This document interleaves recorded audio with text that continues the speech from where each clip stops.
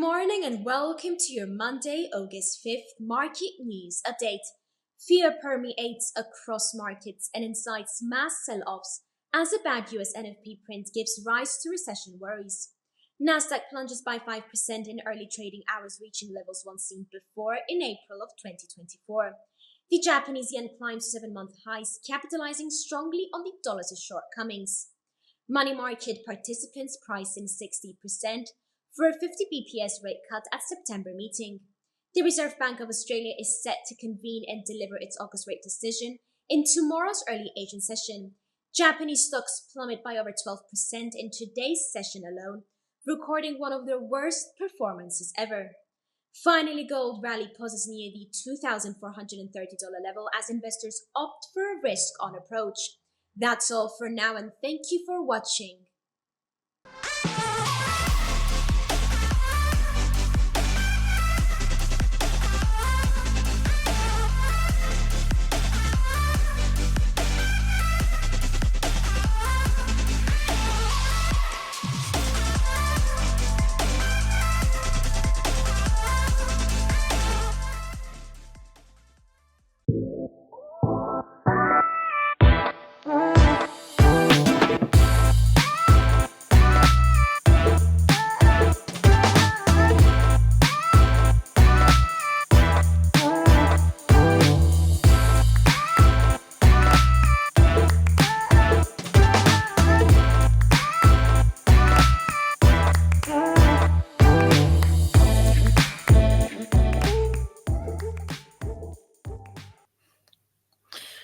Hi everybody and welcome to another daily presentation. This is the market overview for the 5th of August of 2024, and these are the key events that you should familiarize yourself before starting your own trading day.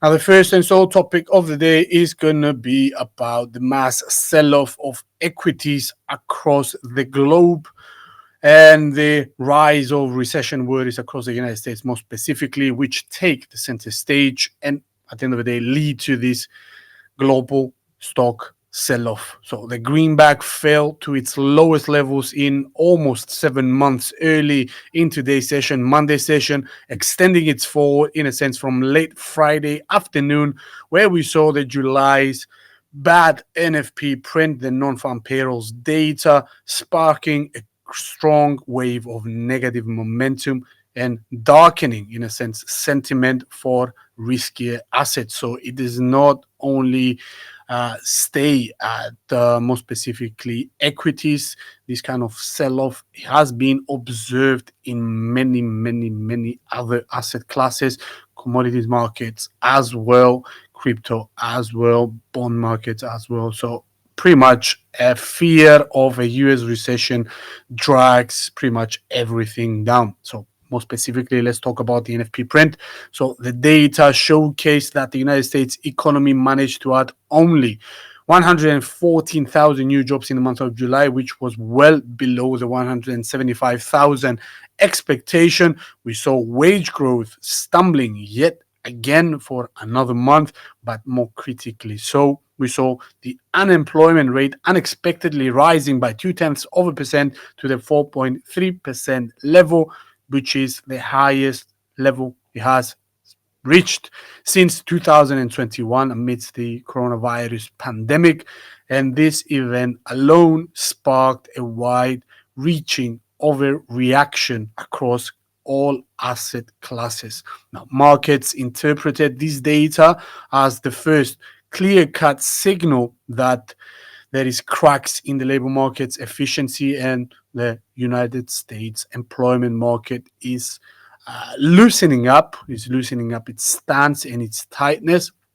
And at the end of the day, this will force Fed policymakers to loosen up their stance immediately, at least what the market sees, in order to safeguard this so-called soft landing kind of scenario and avert the United States economy from falling into a recession. So as a matter of fact, we saw some forecasted now projecting a swift and unscheduled 25 basis point rate cut within this week, okay, by the Federal Reserve in order to stabilize the situation and calm the waters down. But from our point of view, such event such an event is highly unlikely, and it could cause a crisis of confidence if and only if the central bank chooses to go ahead and do such action and take, in a sense, cut rates by 25 basis points a week after saying that they're going to keep them on hold, but at the end of the day,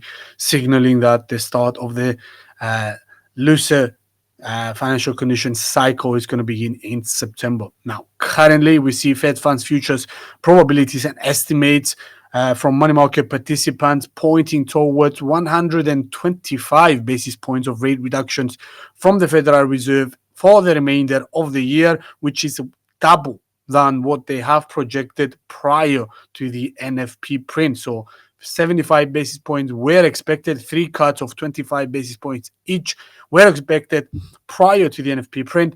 After the NFP print, Monday session today, we see 125, so almost double. So more specifically, 50 basis points of rate cuts are expected and forecasted for the September meeting with a 93.5% probability. Another 50 is expected in November with a 76% chance. And finally, another 25 basis points of cuts are expected to take place in the December meeting, and they amass a 99.6% probability, which, if that is the case, and if we see these kind of 150, 125 basis points of cuts from the Federal Reserve throughout the remainder of 2024, it will leave a key terminal rate of 4.25%, down from the 5.5% we are currently at. So we're talking about a mass movement from money market participants after the bad NFP print, starting to see harsh cut projections by the Federal Reserve, a situation that we have seen back at the start of the year. It was more evenly split out throughout the year with 6 cuts. Now we see 3 of them, but 3 strong ones. Okay, so double the size than what we have seen. Also, we see a cut of 25 basis points taking place in January as well. So we will see whether that is going to be the case. Currently, the market believes so. We are now expecting to hear from Fed policymakers later throughout this week to comment upon this event. However, at the end of the day, we're going to keep our horses on the leash, and for the time being, we're going to explain and extrapolate from this situation that we have seen with stock markets earlier today, merely branding them, not merely, but at least for the time being, branding them as a overreaction, as a panic kind of move, as a downsizing of portfolios in order to wait for the actual commentary from Fed policymakers to arise before they go ahead and press them lower. Okay, so in the aftermath of the report, US stock markets fell sharply and have entered a technical correction mode. This was back in Friday, reflecting fears that the Federal Reserve's prolonged restrictive policy stance is seen causing more harm than good.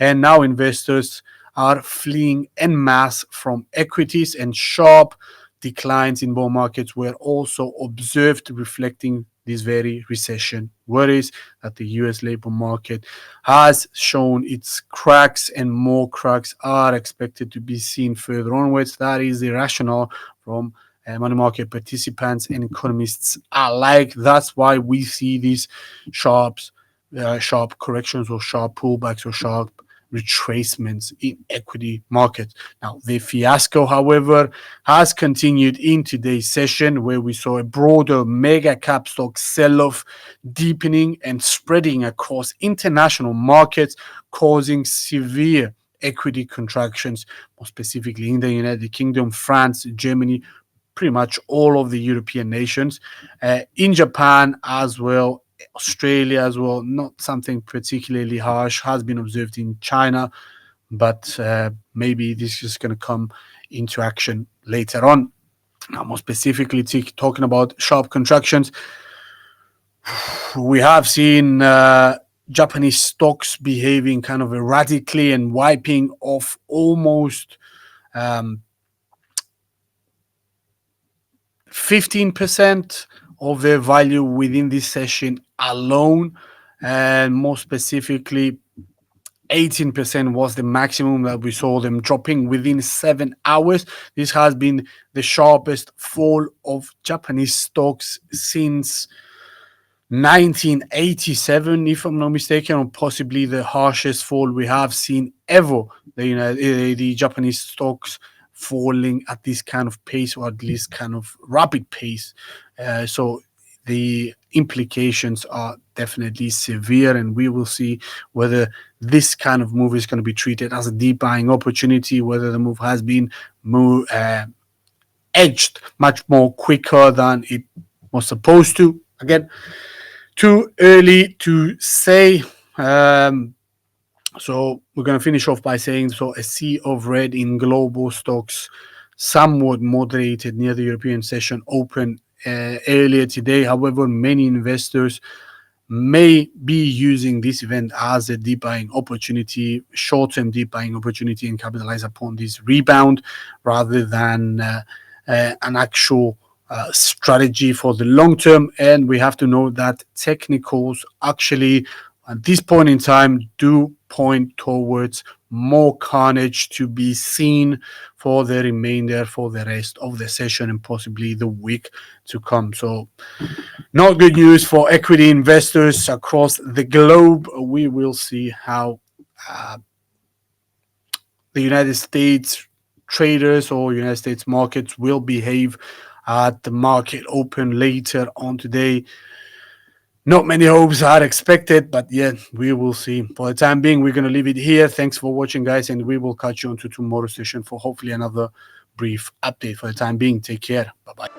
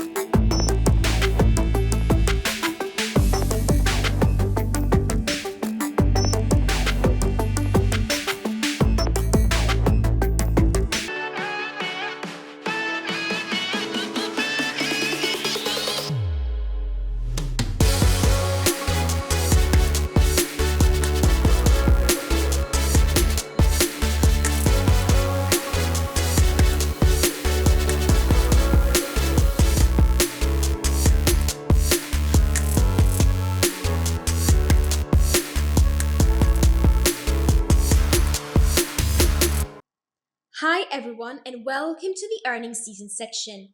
And today we highlight the releases from Airbnb, Uber and Caterpillar. Airbnb operates a platform that enables hosts to offer stays and experiences to guests worldwide.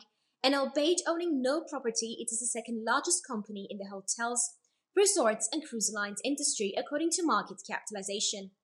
Analysts forecast that Airbnb beat off both its earnings per share and revenue metrics in the second quarter of 2024 by 33 cents and $78 million respectively. Point of interest will be the booking per night, and Airbnb experiences growth, the point of interest for traders. Airbnb's bookings and night and experience metrics are watched closely by investors.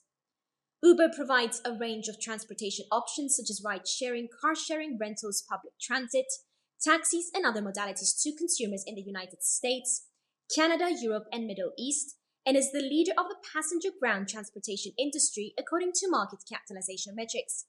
Analysts forecast that Uber missed both its earnings per share and revenue targets in the second quarter of 2024 by -1 cent and -$133 million respectively. Point of interest will be the company's ride-sharing growth projections for the upcoming quarters. Uber's ride-sharing profitability on watch. Finally, Caterpillar operates internationally and manufactures and sells heavy-duty construction and mining equipment, industrial gas turbines alongside diesel, natural gas and diesel-electric power machinery, and is the largest company of the construction machinery and heavy trucks industry, according to market capitalization metrics. Analysts forecasted Caterpillar beat of both its earnings per share and revenue metrics in the second quarter of 2024 by 55 cents and $96 million respectively. Point of interest will be the company's growth outlook for 2024 and details about the renewed dividend payout rate announced late last month. Traders look out for Caterpillar's renewed dividend payout rate.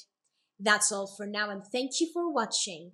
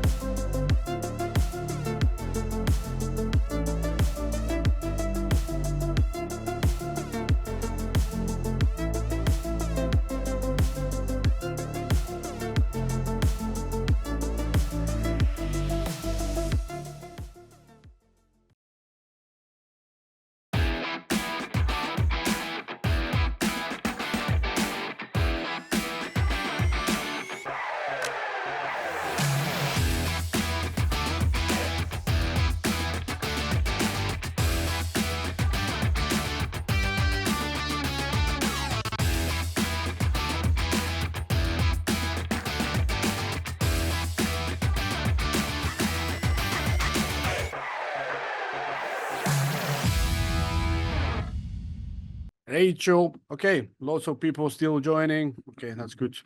So, welcome guys to another webinar of our series. This is probably going to be the last one. Then we're going to kickstart the entire program from the beginning. Hopefully, if I have enough time, I'm going to make a few more webinars, get enough content to cover a lot more technical indicators, because that's the stuff we are pretty much interested in, since we're doing technical analysis most of the time. So hopefully I'm going to get my stuff together and come up with a new topic. But yeah, for the time being, today's webinar is going to be about risk management. So it's not that controversial of a topic. I don't know what's the right way to explain it or justify it, but the point is, risk management is something we should all do. Most of us really do it. The point is, it's super easy to apply. Okay, at least the concepts are super easy to apply, but they're really hard to enforce. So there's a psychological aspect to this as well. Coming up with a valid plan is one thing. Setting up the correct mechanisms and tools surrounding your trades in order to maximize your profits and minimize your profits is a skill. Okay, it's subjective, but at the end of the day, you need a lot of mental fortitude in order to put it in place. I have to admit, I'm struggling as well. A lot of times, not all the time, but sometimes I'm struggling myself to keep my risk management kind of practices going up correctly and running efficiently. But still, again, super simple to comprehend, hard to put in practice. Okay, so what we're trying to do here is introduce the concepts, at least a few tips that you could easily apply when it comes to your trading strategy, and hopefully by adopting them, this is going to make your journey much more profitable and with a lot less hassle and nervousness and anxiousness and all that kind of stuff.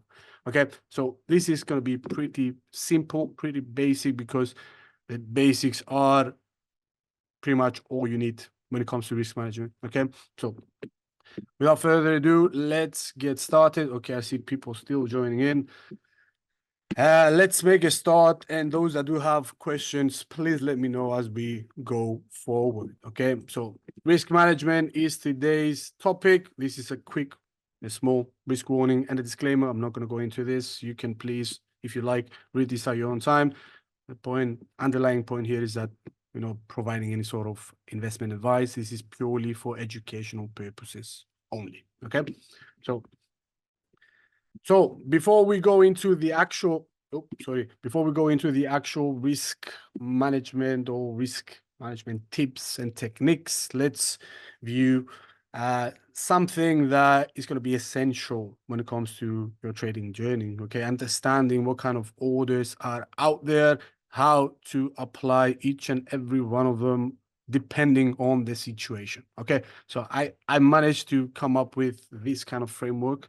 I'm introducing at least the two main categories of orders.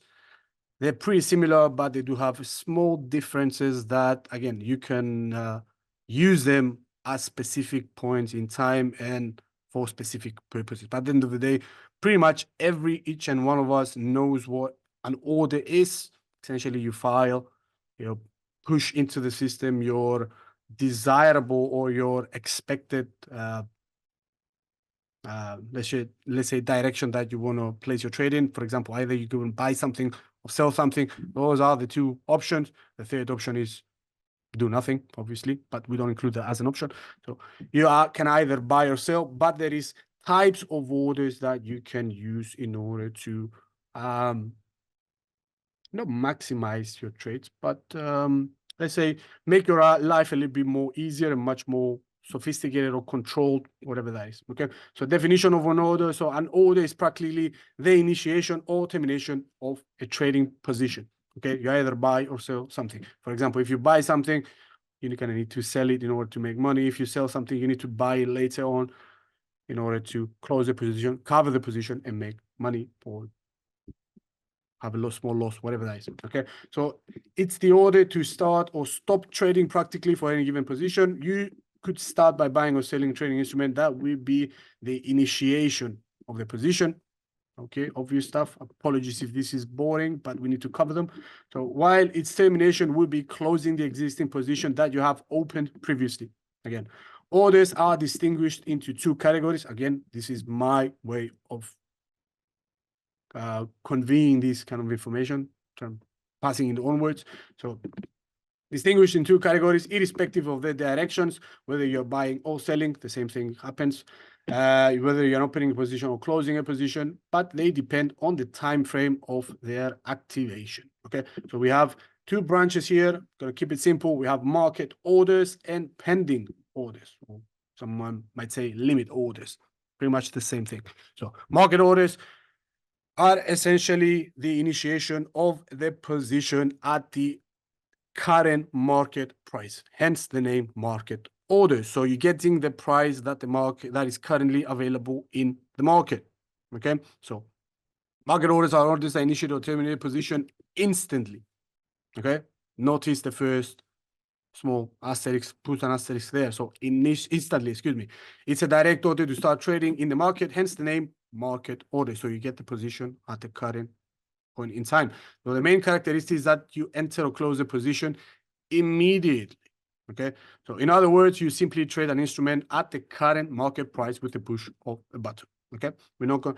Actually, we're going to do a little bit more for the what slippage is. Okay, first off, let's go with pending orders. So what is the difference between the two? The second category of orders is pending orders, or in other words, limit orders. So in this case, the order is not immediate, but you have an extra certain condition that needs to be met in order for the order to be finalized or executed. That means, for example, you can place a pending order at a specific point, price point, okay? And this is time independent, okay? It might be triggered in 1 minute, it might be triggered in 5 minutes, it might be triggered in an hour. Doesn't matter. The point is you're getting the price that you have pre-specified, okay, beforehand. So this is not, you get like a market order that you get the actual current price right then and then right there and then, okay, you get the price that you pre-specify. Okay, so again, the time is of essence here. This is not an immediate, okay, or an instant order placement. It most of the times takes place much longer than immediately. That means it has some sort of quote unquote delay. That depends obviously where you have set the limit. Okay, this is pretty obvious. We're not going to go into that. So, for example, a pending order could be set for at the trading platform to start buying Euro USD or Euro dollar once a particular instrument reaches a certain price. So something else to remember is that if the price action, for example, you have said you want to go long on Euro dollar or on 110, okay? Pretty straightforward, summed up kind of value. If the instrument, if Euro dollar does not touch and cross the 110 kind of limit you have set, this will not be triggered. That means if you have placed sometime in the past, for example, an order and it didn't reach that kind of destination, it will never get triggered, compared to a market order that if you find Euro dollar right now and you click on buy, this is going to be a market order, you're going to get an instant execution. Okay, so there is benefits and trade-offs between the two. So if you want, for example, to get out of a position pretty soon, okay, or right now because you see, for example, reversing course and you want to safeguard most of your profits, okay, most of the times you're going to use a market order, you're going to get in and out, for example. However, if you have a trading plan in place so that you have said, you know, I've done my technical analysis, I've looked at the fundamentals as well, I've drawn my trend lines, I've drawn my support and resistance levels, I use my current indicators, technical indicators, pointing out that there is a high degree of probability that the price of this instrument is going to move to the upside, hence I go long, and I put in place, for example, a market order, and then you set up your stop loss and take profit, which we're going to discuss in the next few slides.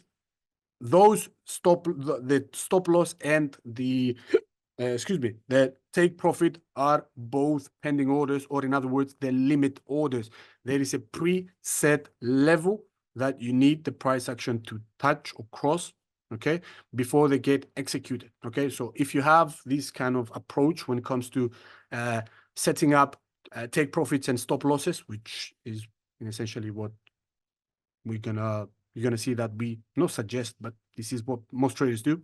Okay, your order, if not touched, it will stay there, and you could, if you're not monitoring the position, the price action might go near there, not touch it, not execute, not trigger it, and then reverse course. That leaves you in a sense exposed, okay, or at least you could have made a lot more money than you currently. Okay, so something to keep in mind is that take profit and stop loss orders are limit orders or are pending orders. They need to be touched and triggered before they get executed, compared to a market order that you can actually click and pretty much execute it instantly. Obviously, you know, sometimes you're not going to get the best price available, okay, but you get an instant execution. So this is the benefit and the drawback between the two.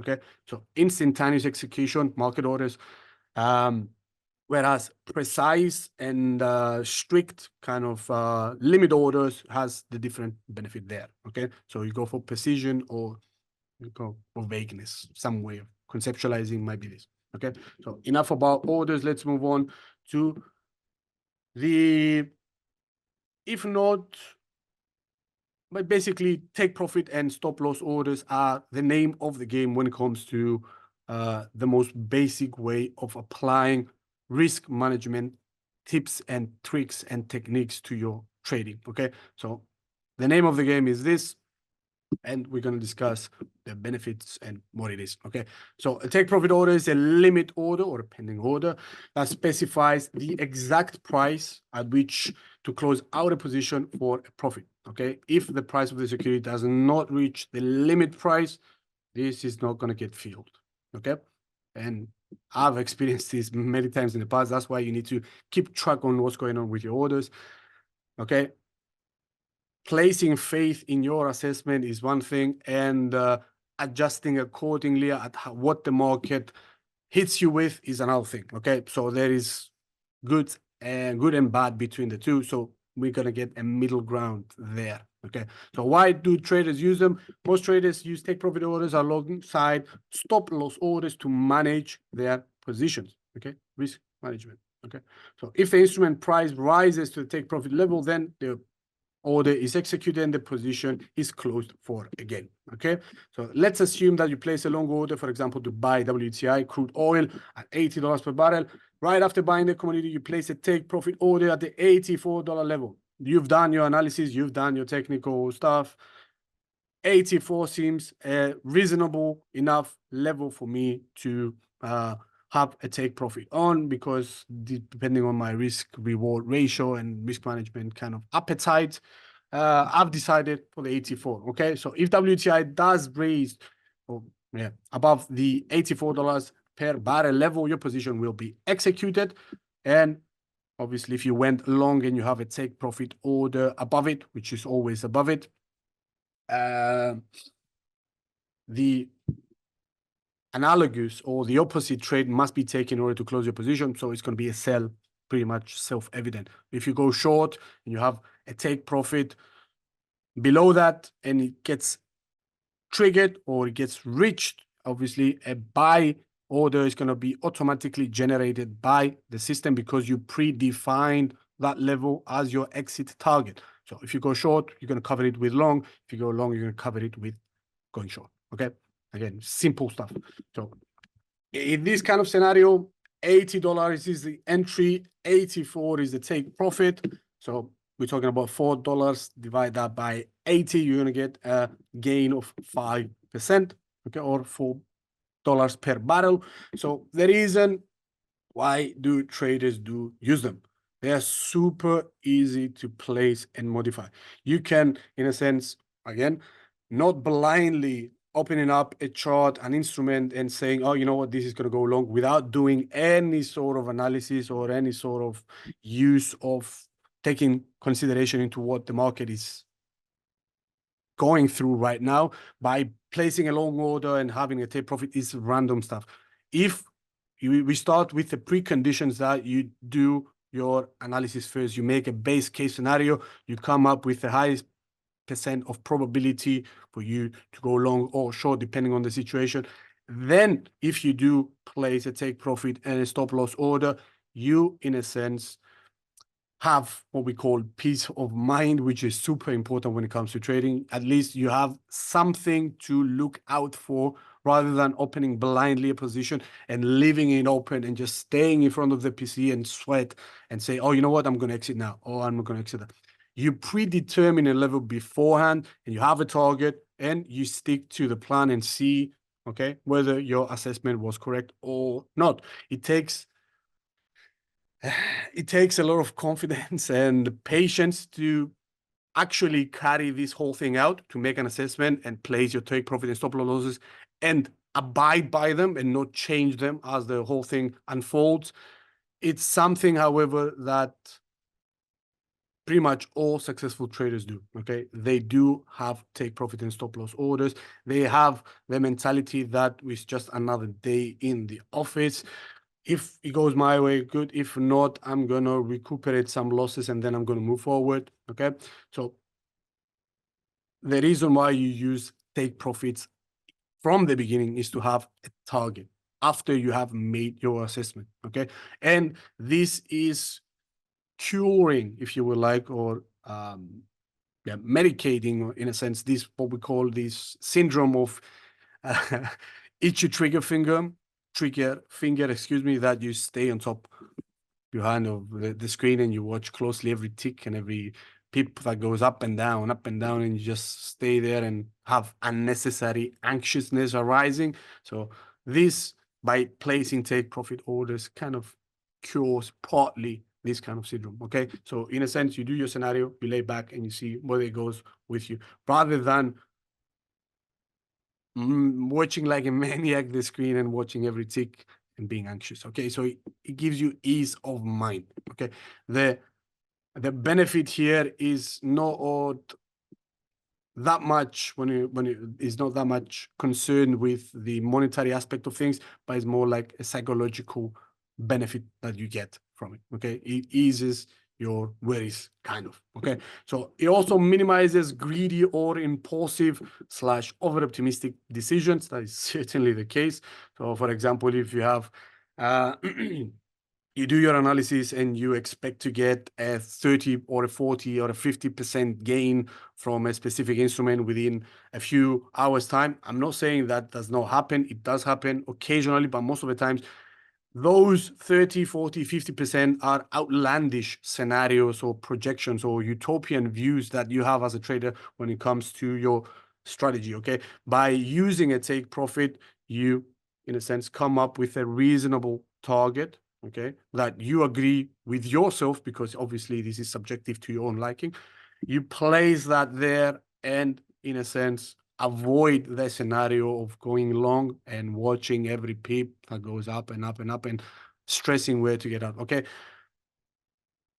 what is more beneficial to your health and your mental well-being is using a take profit, okay, at least getting a small piece of the move as you go, okay, rather than just chasing everything from the beginning. Okay, so by using take profits, you take a piece of the pie, you recuperate your gains, you move on to a new instrument, or you can continue playing that. Okay, but it cures this kind of unnecessary mental struggle. Okay, also it forces you to set a target and stick to the plan, which is one of the most hard things to do when it comes to trading.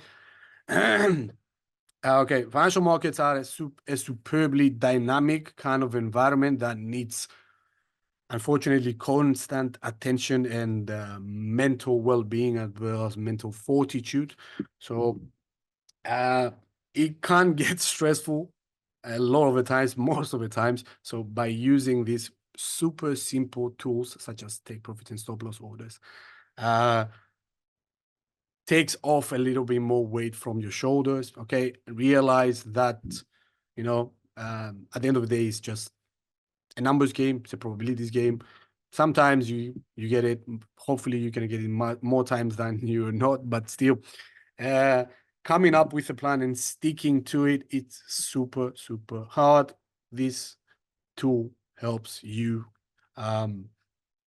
save some sort of that sanity, if you like. Okay, but at the end of the day, this cultivates discipline. Okay, you say, I bought here, I'm gonna get out there, I place my take profit, this is what's gonna happen, this is my target, it hits, perfect, let's move on. Okay, it forces you to stick to your plan. And at the end of the day, if you're making plans and you place take profit and stop loss orders and you always, not always, but most of the times you lose money, that is going to force you to come back to the drawing board, okay, and reassess, why am I getting this wrong? Is my take profit too high?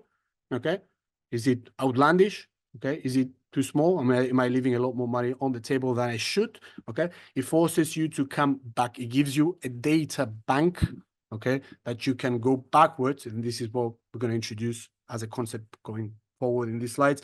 This journaling aspect of trading, which is super, super important. Having an actual database that says, you know what, you bought here, you had a take profit there, but before it reaches, you close the position. Okay, you have a trading journal or a book or a database that has this kind of information. Okay, is definitely, honestly, I mean this honestly, is going to definitely help you if obviously you go back and study what you have done. This is going to help you come up with a better plan of or a course of action going forward. You learn from your mistakes. This is the essence of this kind of thing. Okay, and if you do go back and study what you've done wrong and attempt to fix it and find ways to fix it and you adjust accordingly, it's certainly going to become a better trader. Okay, but at the end of the day, you need to have discipline when it comes to these kind of things.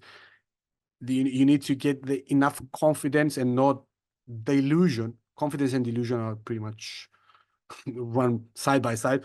Okay, the confidence is the difference between confidence and delusion. Confidence, you can back it up with data. Delusion is just something that it's a belief. Okay, so by using these kind of tools, you cultivate discipline, you create much more confidence in your skills and your point of view, and you have the data to back it up. Only if you have a trading journal and you actually revisit it time and time again and adjust accordingly. Okay, so super simple stuff. Okay, Probably I have not said something that you don't already know, but the point is by reintroducing and repeating this kind of concept, you alter or you adjust your view of watching the markets or the way you approach the markets differently and with quote unquote a little bit more wisdom, which is going to be obviously helpful as if and only if you want to stay in this game for longer. Okay, so this is a visual illustration. It's not very nice and appealing, I must say. It's drawn from an MT4 platform. So the point I'm trying to make here in regards to the take profit order is that a common observation, okay, or a fact when it comes to take profits, okay, is that they are always above the price that you have entered the market, the place where you went long or short. Okay, in this kind of case, we went long. This is the green dotted line. The point here is that the take profit is always above it. Okay, again, pretty self-evident. And where and how you place your and at what price you place your take profit order, again, it's subjective, but if you do study the specific instrument that you have chosen long enough and you've done your research and you've done your analysis, you're going to see that there is some points in time and in price that is pretty much more correct, quote unquote, to place a take profit and stop loss orders at. We're going to see them on a live environment for really shortly at the end of this webinar. We're going to see the way, for example, my way of judging whether that is a valid point or not. Okay, but this is again a visual illustration from MT4. This is how it's gonna be looking if you place a take profit order. So long order is down there, take profit is up there. Okay, prior peak, you might see some sort of resistance taking place there. That's why I placed it there for the sake of this example. Now there's another visual illustration. This is from TradingView. Much nicer graphics, much nicer tools. I'm not going to do a promo for TradingView, not affiliated with them, but yeah, obviously it's visually superior here. And what you see in front of you is, what is it? WTI, crude oil futures, okay? And this, do you see my mouse pointer? Let me get my laser pointer. Okay, this is what we call the risk reward ratio. This is a visual illustration of the risk reward ratio. We're going to visit that on a few more slides, next few slides. Okay, so up there, obviously, if the order is right here, okay, the entry point is at $84. Yep, and if the order is down here, obviously the take profit is going to be up here, hence the green aspect of it. This is the distance I'm hoping that WTI will cover before I close my position. Okay, visual illustration. No research or no technical analysis was used on this. It's just for illustration purposes only. This is how it will look. Okay, at the end of the day, what we care about as traders is whether something is worth buying or selling, okay, by using the risk reward ratio. If it's not worth it and if the profits are not going to be sizably larger than the losses I'm willing to take, then what's the point of going into this position? None. Therefore, I'm doing nothing. I'm just waiting to see the price action unfold. But here is, again, the reason why I placed it up there is because from a longer point of view, from no macro, but medium to long-term kind of view, we see these kind of areas being a valid resistance level. We see the price action rising here once, pulling back quickly, rising twice, and you see a negative reaction following there from there onwards. This is, from a crude way of analyzing things, this is a valid resistance level. Hence, the closest target for me and for me to say that this trade is worth it, I've placed it there. Again, it's for illustration purposes only. This is nothing to do with technical analysis, okay? It's just the way for you to see how it looks, what a valid, at least from my point of view, what a valid trade will look like when it comes to trading this instrument at this point in time. Okay, so I'm willing to risk 3%, 3.8% to get 11%. Okay, so that's, from my point of view, is decent. Risk reward ratio of 3. in my books is more than enough. It's enough. Okay. So again, take profit always above it. Remember, take profit orders are limit orders, are pending orders. Okay. If the price action does not hit that level, it's not going to get executed. Okay.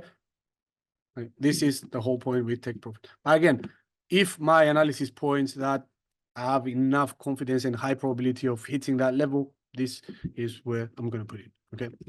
So it's the take profit and stop loss orders are driven by your base case analysis. Okay. By your own thesis of where that specific instrument is going to move towards the next. So it's subjective. Okay.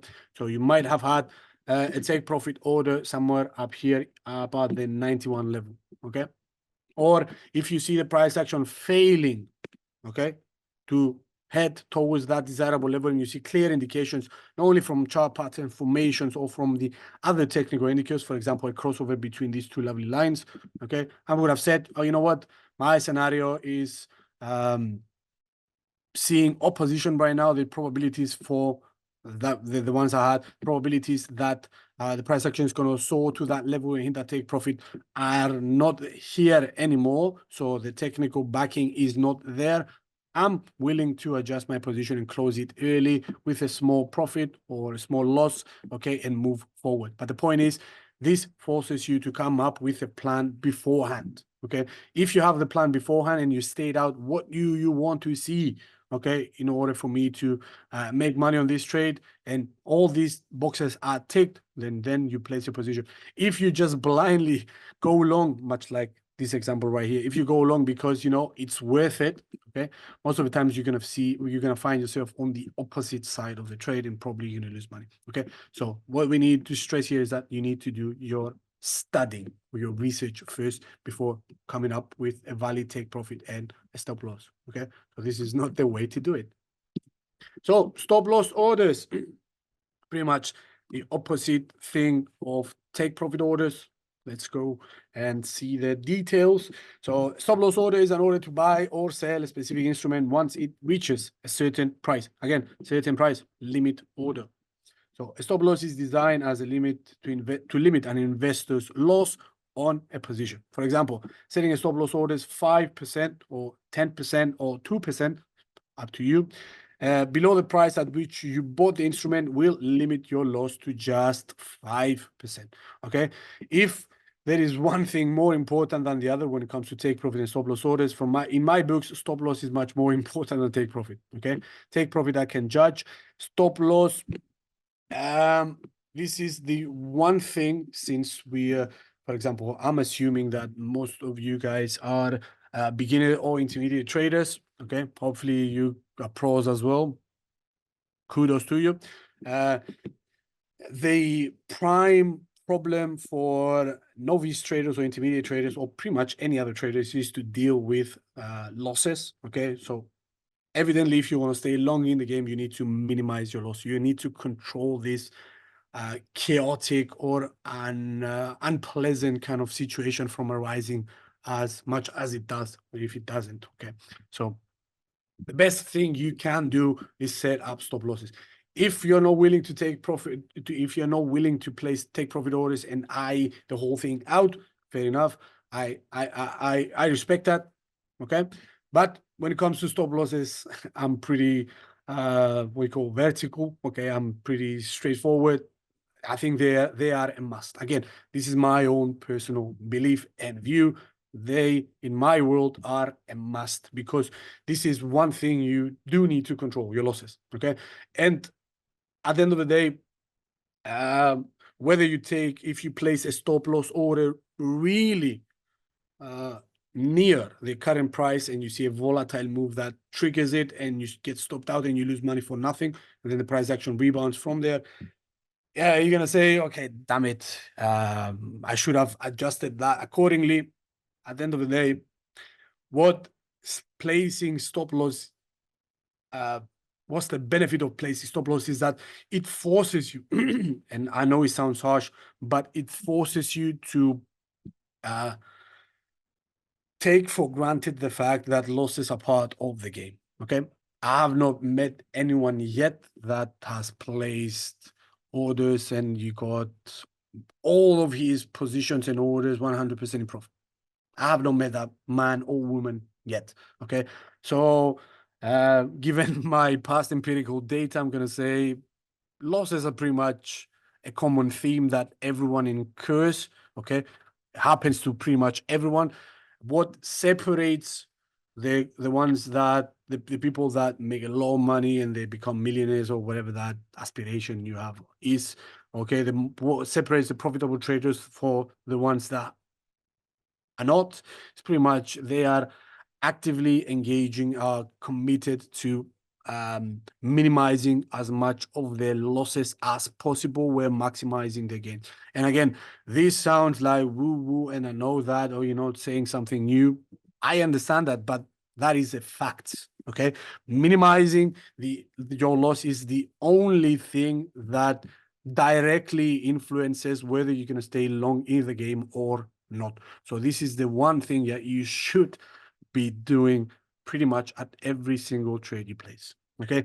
If it goes the other way and you lose money, fair enough. If it happens once, twice, 3, 4, 10 times, 20 times, and you see your balance going down and down and down and down and down, time and time again, what you need to do is take a step back, take a lovely breather, go through, as we just said, the journaling thing. Okay. Go back and see your trades, study those damn trades and see what am I getting wrong. Okay.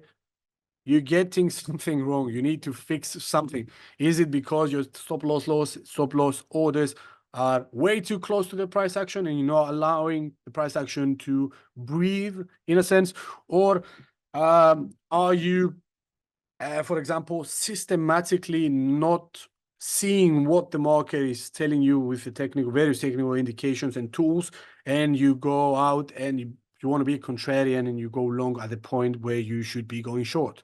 Okay, it forces you to go back to the drawing board and re-evaluate your plan. Okay, and I guarantee you, if you go back and see what trades you have placed and why they are giving you those lovely losses, they're not lovely but horrible, but still, if they're giving you those losses, you can use that data to come up with a new plan and adjust accordingly your approach. That's why it's super important to use this kind of tool, and that's why it's super important to get familiar with losses. They are part of the game. Obviously, nobody wants to close a position at a loss. It happens. Okay, so the best thing you can do is take a stoic approach and say, you know what, I'm willing to lose 5% on this instrument. I'm willing to lose 10% instrument, but that's it. Okay, it eliminates this kind of negative spiral that I'm assuming most of us have gone through. I'm certain have gone through definitely this kind of negative spiral where I see my all my thesis or all my research saying that this price action is a guarantee for an upside, and you see the market moving the opposite direction and saying, oh, you know what, I'm not going to close it. I believe in my plan, etc., etc., etc., without having a stop loss. I mean, okay. And you see the price plummeting and plummeting and plummeting and slow bleeding away. And by not having a stop loss in place, for example, you could have minimized your loss to 5%. You still have an open position, okay, that takes money away from your equity, okay, your balance, your free capital in a sense, and you have a position open that makes 10% loss, 15% loss, and 20% loss, and you're still waiting for that price to rebound. Why go through the hassle? Just close the position 5%, say I'm wrong, okay, see where I've gone wrong, study that, come up with a better plan and move forward, rather than just watching that free fall and your money going away. Okay, there is no need to do that. Okay, please get accustomed to losing, okay, but control how much you're willing to lose. Okay, this is the one thing that you are in charge of when it comes to your trading journey. Okay, how much you're willing to lose, and by extent how much you're willing to gain. Okay, you control that. This is your choice, this is your decision. So why not undertake the best decision you can have by minimizing your loss? Okay, so enough about me blabbering about stuff. Let's go back to the example. Now let's assume that you placed a long order again on WTI on $80 per barrel level. and right after buying the commodity, you place a stop loss order at the $76 per barrel level. So in this kind of scenario, I assume that 5% loss is decent. Okay, this is the most I'm willing to lose. Okay, if it goes the other way. Okay, so this is $4 per barrel, pretty much the opposite scenario as we've done before. So if WTI falls below the $76 per barrel level, your position will be terminated because you went long. The system is going to cover automatically your position. Is going to go short. Okay, cover your position in a sense, and you're going to end up with hopefully at least a 5% loss. Okay, sometimes it just triggers it. Okay, you get the loss and then rebounds. It sucks. It happens a lot more times than it should. But again, if you go back and look at your trades, you're going to see, you know what, 5% fixed kind of mentality loss is not working out. Some instruments need a little bit more breathing room. I'm going to adjust it to, I don't know, 7, or I'm going to become better at timing my entry, which is going to leave a lot more room, okay, for an unfavorable move to run without triggering my stop loss. Okay, there's a lot of things you can do when it comes to this, but at the end of the day, you please use a stop loss order. Okay, so advantages are pretty much the similar with the take profit order. It takes out the way too much thinking, the stressing. Okay, it gives you peace of mind, even though you lose money. Okay, again, it's part of the game. But at the end of the day, this is easy to place and modify. Super simple. You just place an order. You're going to see the line hopefully shown on your platform. You just drag and drop to a lower level. You set up a stop loss, or you do your analysis in, I don't know, whatever platform you want. And in a sense, you have a safety net underneath you. So it's easy to place and modify. It protects traders from unexpected volatile movements. That is certainly the case. Now, if you're trading, for example, if you're a scalper or a short-term trader or a day trader, and you trade around key news releases, for example, an NFP or a GDP print or a CPI report, obviously you're expecting volatility, so you need to adjust accordingly. You take profit and stop loss orders in the stop loss aspect in this kind of case. So it depends on the situation, but pretty much most of the time, if you do your fundamental analysis or research aspect of things rather than technical, and see beforehand, you know what, in this week, for example, I'm a swing trader. In this week, we are expecting the release of the latest industrial production rate from the Eurozone. I'm long, for example, Euro dollar. How is this going to impact? What day is it? Okay. How much room do I have before this event occurs that has the potential to impact my position, and I adjust accordingly. Okay, this is a little bit more sophisticated, but super useful. You have expectations, you have forecasts. Why not use them? Okay, so you have people that study these kind of things saying that, for example, the GDP of the European Union is expected to have risen in the first quarter of 2024. If that is better than expected, it's going to help the euro. Okay, so your going long kind of scenario is pretty much on your side. However, you need to tune in at that day and see what the actual result is and adjust accordingly. Okay, that's one way to do it. So another advantage when it comes to the usage of stop loss orders is this is my favorite, peace of mind. Okay, if it goes my way, perfect. If it doesn't, okay, fair enough, I'm going forward from here onwards. So peace of mind, super important if you want to stick in the game for long enough. If all of you know that trading is stressful, or if it's not stressful, kudos to you. But yeah, it eases the relief from your own shoulders, gives you peace of mind, forces you to stick to the plan, your assessment, your confidence, and go forward from there. If it doesn't, fair enough. So it minimizes impulsive and greedy decisions or over optimistic hopeful situations. This is the scenario I just mentioned before. You go long, the market moves the opposite direction, you don't have a stop loss in place, the price keeps falling, okay, and you're stuck there watching your money going away, okay. At some point you need to close the position, or you're gonna buy it and just wait it for after, I don't know, 6 months for it to rise. What's the point of doing that? Okay, close the position, use the stop loss, move forward. Okay, study what you've done wrong, go on. So it forces you to make peace with losses. This is the highlight of this slide. Forces you to make peace with losses and understand they are part of the game. Okay, and it indirectly cultivates discipline. Okay, say I'm willing to lose 5%. I've lost 5%. Okay, moving forward. It's not good, obviously, but it could have gone much, much worse than that. You can conceptualize it like this. Okay, so again, another visual illustration of the same instrument. Is it gold? Yeah. Gold against the United States dollar.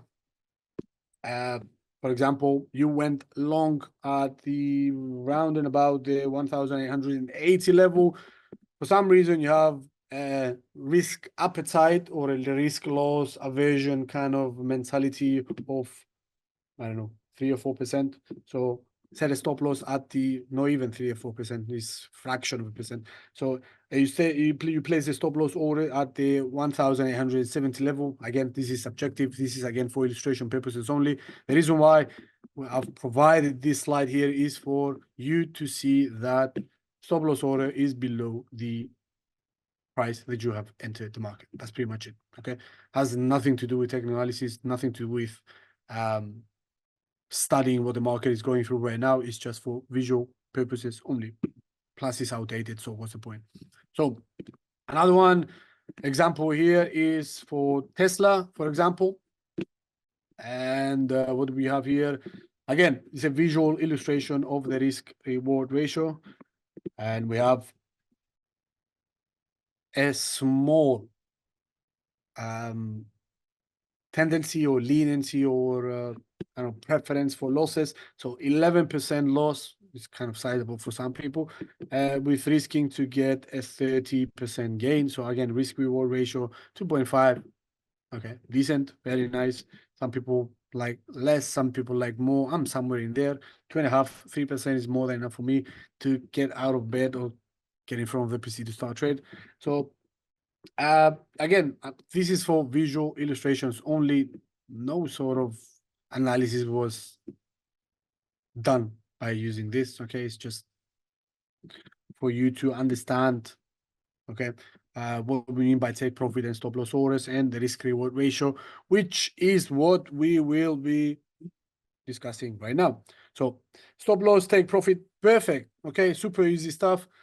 The name of the game is this, however, okay, risk reward ratio, because it forces you to become picky.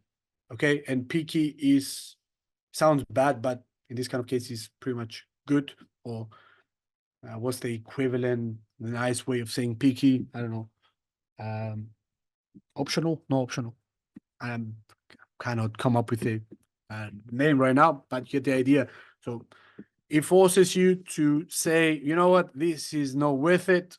I'm not going to go into it. I'm going to sit on the sidelines and watch what's going to happen. Okay. Or this kind of level right now for going long is too high for me. I want to see a pullback before I enter because I'm going to have a much better risk reward ratio. Okay. Please be picky. Okay. Don't just go into any instrument and just start buying or selling stuff. Okay. There's no need. Even if you do your actual analysis, okay, have an ideal price point in time after making your assessment that this is where this is optimal for me, and according to my likings, this is the best place for me to enter, best available place to enter, rather than just saying, oh, you know what, this instrument is rallying, okay, I'm gonna miss out on this lovely move and it's gonna go further from here onwards. I'm just gonna jump right in, okay, without doing anything. Or even if you're doing technical analysis or fundamental analysis or research in general, please do not do this, okay? Stuff that we're going to reintroduce the concept of reversion towards the mean, stuff that tend to go away from the mean, okay, either to the upside or the downside. At some point in time, they tend to reverse their course and come back towards the averages. So if you have an instrument that is sky high and you say, you know what, I'm gonna miss this kind of rally, or it's gonna be the best thing of 2024 and 2025, it's gonna keep going higher, blah blah blah blah blah blah. Most of the times this is you're gonna find yourself against this kind of trade. Please, if the trend is that strong and you have fundamental drivers behind it supporting strongly this kind of move, fair enough. Most of the times instruments do not move in a linear fashion to only one direction. They have pullbacks and retracements, okay, which are ideal to an instrument that is overextended. Okay, I mean, it's overbought. Some points in time, you're gonna get a sort of a pause or a pullback, okay, which is gonna give you the best opportunity at that point in time to enter the market at quote unquote discount, okay, rather than just if you see 5 green candles that covered, for example, 30 or 40%, you go long and you say, oh, you know what, I'm going to get another 10% or 15 and 20. Wait for the pullback, okay? See that the technical indicators are aligning and they're giving you the indication that it's going to continue on from here onwards. The primary direction is going to move. Then buy the dip in the pullbacks rather than just buying the top and being on the downside straight away. Okay, so again, risk reward ratio forces you indirectly to become a little bit more choosy, or at least come down to earth when it comes to your targets. Okay, super important. Please abandon this utopian mindset that something is going to go up and up and up forever. Okay, if you zoom out, pretty much that's the case, but I don't think we all have a time horizon of 50 years of holding something, expecting for that thing to hit our goals and cash it out. Okay, 50 years from time, I don't care. I care about a short to medium, okay, kind of time frame. At least that's my point of view. Okay, so the risk reward ratio, what is it? So the risk reward ratio is the name of the game when it comes to effective application of risk management. It is the best available tool at every trader's disposal when it comes to assessing whether it's worth entering a position or staying in the sidelines. Okay, sometimes it's best to stay on the sidelines. The risk reward ratio, therefore, comes into play once a trader has already vigorously performed his or her duties, identified where the market is, okay, is currently is and where it's headed. Again, I'm getting tired of repeating this, but it's super important with the use of multiple technical indicators. We've done this many times. So in a sense, from there onwards, you draft a possible price action path. Okay, you make scenarios. Okay, and come up with the assessment of where it could head towards to next. Again, remember, at the end of the day, we are guessing. We are dealing with probabilities. There's nothing certain pretty much anywhere around the world. Why should it be in trading? Okay, in a most chaotic place you can find. So it is, in essence, the final step that at the decision-making process of a trader. Okay, underlying this is the final step of the decision-making process of a trader, and possibly the most important. This risk-reward assessment comes after you've made your plan, not before, after. Okay, because if you go the other way around, you're going to be biased. Okay, and biases most of the times are no good. I'm not absolute here. Okay, so in a nutshell, the risk reward ratio marks the potential reward an investor can earn for every dollar they risk on an investment. Okay, so it's a ratio that compares the difference, in a sense, between how much you're willing to lose versus how much you're willing to make. Okay, so the higher the ratio, the other way around. Okay, how much you're willing to earn compared to how much you're willing to lose. How much more you're willing to earn compared to how much you're willing to lose. So the higher the risk reward ratio, the better, again, subjective, the better quote unquote is for you. It's subjective and it has everything to do with your risk tolerance. Okay, everything to do with your risk tolerance. If you're not willing to lose much, this is going to definitely impact it. Or if you have lofty and preposterous or crazy kind of take profit targets, yes, the risk reward ratio is going to be high, but what's the point? or you have a high number of risk reward ratio, but your price setting for a take profit order is ludicrous. It's not, reasonably speaking, the chances of that hitting it, and we're talking about extreme scenarios here, are pretty slim, pretty small. Okay, even if you have a risk reward ratio that is, I don't know, 10 to 1, most of the times this is unachievable. Okay, yes, you have a risk reward ratio of 10 to 1, fair enough. Have you ever gotten a trade like this? Some have, I don't know.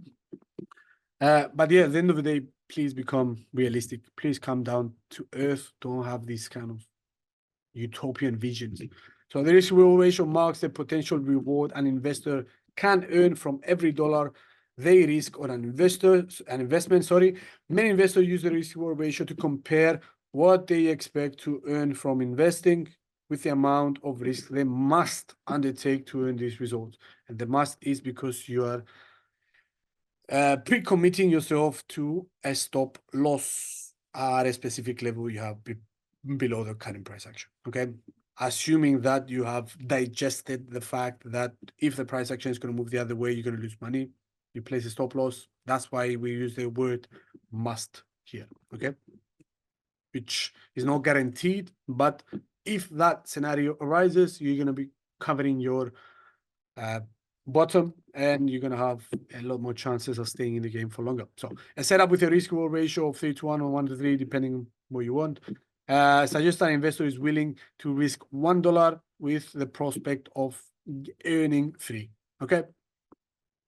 Your favorite risk reward ratio might be 2 to 1, maybe 2.5 to 1, maybe 3 to 1, maybe 4 to 1, whatever that is. Okay. It needs to be worth it. Okay. It needs to be worth your money, which you're going to put on the line. Okay. Before you enter the position. If it's not worth it, please stay on the sidelines. Okay. You do not chase everything. Okay. Just become much more picky, much more sophisticated in your approach. At least that's my mental framing. Okay, you can do whatever you want, obviously. So traders often use this approach to plan which trades to take. Okay, so you do your analysis and then you come up with a conclusion. And the ratio is calculated by dividing the amount a trader stands to lose if the price action of the asset moves in an unexpected direction, hence what we call risk, by the amount of profit trader needs to expect to have made when the position is closed. So risk reward ratio, divide that one by the other one. So the difference between the market price of these 2 points, take profit and stop loss levels, helps define the risk, the traders risk reward ratio. Okay. So for example, enter a long position on a stock on the $100 mark. So you have a take profit order at 110. Okay, so take profit set at 10% higher than the current price, and you're willing to lose $4. That means you're gonna stop out at the $96 per barrel level. Not per barrel level, $96 of whatever stock it is. And if the stock doesn't move as expected, okay, you're willing to lose $4. So you have 10% for a potential gain with 4% as a pre-agreed upon level that you are willing to close a position for a loss. Okay, so the risk reward ratio is 1 to 2.5%, or 2.5 to 1. Okay, so this is what the risk reward ratio is. I'm almost certainly sure that pretty much each and every one of you understands this kind of concept. But at the end of the day, this is what I mentioned at the start of this webinar. The concepts are, yes, easy to understand. They're really hard to apply.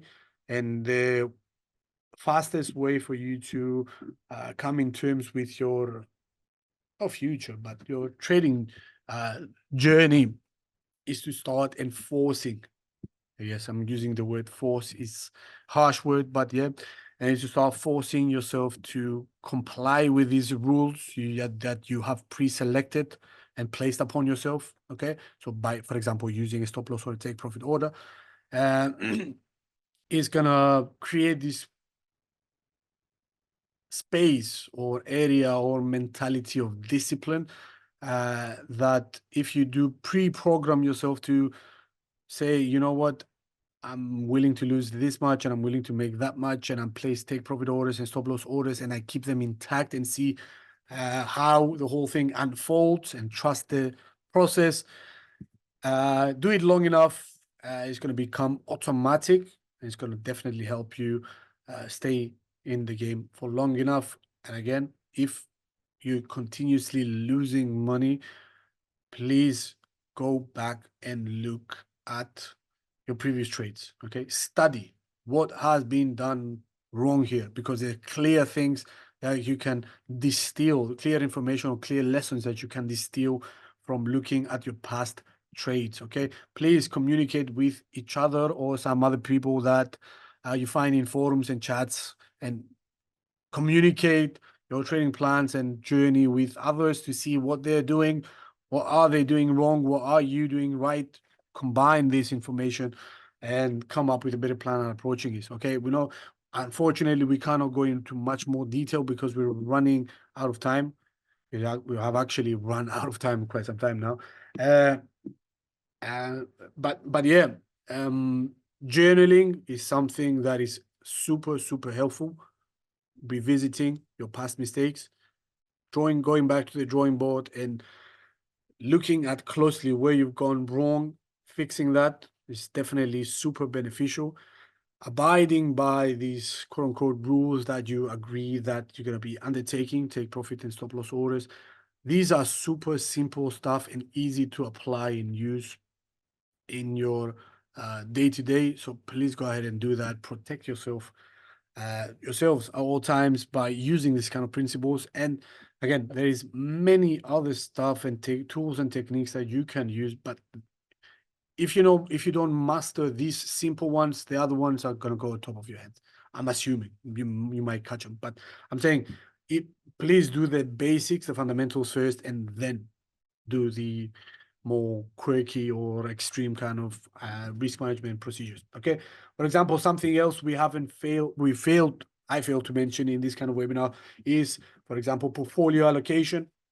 Okay. I'm going to briefly go over it for the next 5 minutes, even though I don't have a slide. In a sense, something else you need to pay close attention to, again, this is pretty self-explanatory, is not trade instruments that are inversely related with the same kind of position. What I mean by this, for example, you're trading gold, okay? And pretty much everyone of us knows, as you see the dollar weakening, you're going to see probably most of the times the price of the precious metal gold moving to the upside. There's plenty of parameters that affect this kind of this price action, but that's not the point. If you are, for example, long on gold and you are, for example, long on the dollar, this is a conflict of interest. This is what I mean, okay? There's obviously some cases that both of them might move to the desirable direction, okay, towards the upside, but most of the times they have an inverse correlation. And if you start studying inverse correlations between instruments, for example, the performance of the dollar versus the performance of the United States equities markets, okay, you're going to see that whenever you see sharp drawdowns of the dollar, you're going to see equities rallying. Okay, so if you're, for example, trading stocks, please pay attention to what's going on with the economy. If you understand how economic policy and monetary policy and financial news releases and geopolitical tensions affect the strength of the United States dollar, you can understand that they have inverse relationships with other assets, much like gold, for example, and the stock markets. So if the dollar is under, quote unquote, performing, you're going to see strength in equities market. If you trade around events, you're going to have pretty much volatile situations that these are going to be exacerbated. But at the end of the day, when it comes to position allocation, this is an easy way of introducing this kind of concept. When it comes to money allocation, that's a completely different topic. How much of your balance, of your equity, are you going to be using at any point in time? For example, if you have, let's just say $1,000 in a trading account, how much shall you be placing down and start actively trading with? Are you going to be using the entire amount? If you're using the entire amount, you're going to be out of the picture pretty quickly. So there are quote unquote golden rules or ideal percentages that you could use. For example, when it comes to money management, for example, you're going to use only 10% of your equity at any given specific trade at a time. Okay, so your exposure is only going to be 10%. Therefore, you're going to have a lot of reserve and time, and also range for a negative move to not wipe the entire account out. You can also do diversification. You can there's a lot of things that we need to do a webinar upon this in the future. Allow me not to tire you any longer. Unfortunately, we don't have any more time to go on a quick real life kind of scenario when it comes to trading. I have to unfortunately go in, have to write a few more reports. We're gonna leave it at here, guys. If you do have any questions, please send them through right now. If not, wishing you all the best. Have a lovely Friday session. Have a lovely weekend as well. And yeah, hopefully this kind of content was helpful for you. Okay. Again, I have not mentioned anything you don't already know. The point is the reiteration of these basic concepts and these ideas. I find out to be helpful for people. Okay. So hopefully this has been enlightening and helpful for you. Okay. So I don't see any questions. We are gonna leave it at this. Thank you, Kevin. Yep. Take care, guys. See you hopefully next webinar. Okay. Take care. Bye-bye.